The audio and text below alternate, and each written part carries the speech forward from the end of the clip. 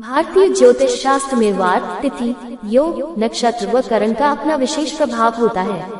पंचांग के इन्हीं 5 अंगों से किसी भी त्योहार की श्रेष्ठ स्थिति तथा पर्व को खास बनाने वाले योगों का निर्धारण होता है। इस बार श्रावणी पूर्णिमा 19 अगस्त को सोमवार के दिन श्रवण उपरांत धनिष्ठा नक्षत्र तथा शोभन योग की साक्षी में आ रही है। सोमवार के दिन श्रवण नक्षत्र के होने से सर्वार्थ सिद्धि योग बन रहा है। इस साल भी रक्षाबंधन पर भद्रा का साया रहेगा। रक्षाबंधन का महत्व। हिंदू पंचांग के मुताबिक रक्षाबंधन सावन महीने की पूर्णिमा का हर साल मनाया जाता है। भाई बहन के पवित्र रिश्ते का ये त्योहार पूरे भारत वर्ष में उत्साह के साथ मनाया जाता है और बहनें अपने भाई की कलाई पर रक्षा सूत्र बांधकर भाई की लंबी उम्र की कामना करती है। वहीं भाई भी बहन की रक्षा करने का संकल्प लेता है।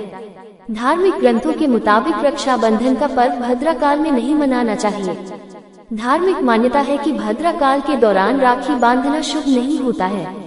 पौराणिक कथा के अनुसार लंकापति रावण को उसकी बहन ने भद्रा काल में राखी बांधी थी और उसी साल प्रभु राम के हाथों रावण का वध हुआ था। इस कारण से भद्रा काल में कभी भी राखी नहीं बांधी जाती है। पूजा विधि। रक्षाबंधन पर सबसे पहले राखी की थाली सजाएं। इस थाली में रोली, कुमकुम, अक्षत, पीली सरसों के बीज, दीपक और राखी रखें। भाई को तिलक लगाकर उसके दाहिने हाथ में रक्षा सूत्र यानी कि राखी बांधें। राखी बांधने के बाद भाई की आरती उतारें, फिर भाई को मिठाई खिलाएं। अगर भाई आपसे बड़ा है तो चरण स्पर्श कर उसका आशीर्वाद लें। अगर बहन बड़ी हो तो भाई को चरण स्पर्श करना चाहिए। राखी बांधने के बाद भाइयों को इच्छा और सामर्थ्य के अनुसार बहनों को भेंट देनी चाहिए। ब्राह्मण या पंडित जी भी अपने यजमान की कलाई पर रक्षा सूत्र बांधते हैं। ऐसा करते वक्त इस मंत्र का उच्चारण करना चाहिए। ओम यन बधो बलि राजा दानवेंद्रो महाबुला तेन त्वाम्पी बदनामी रिक्षे माँ चल। भद्रा में नहीं बांधनी चाहिए राखी।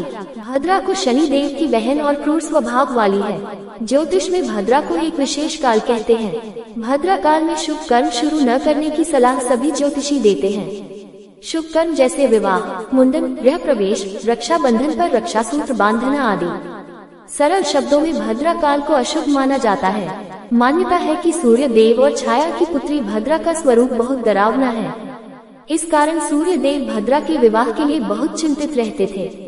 भद्रा शुभ कर्मों में बाधा डालती थी, यज्ञों को नहीं होने देती थी। भद्रा के ऐसे स्वभाव से चिंतित होकर सूर्य देव ने ब्रह्मा जी से मार्गदर्शन मांगा था।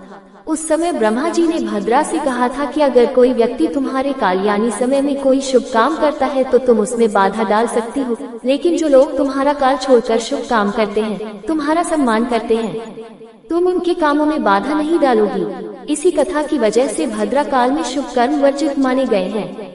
भद्रा काल में पूजा पाठ, जप, ध्यान आदि किए जा सकते हैं।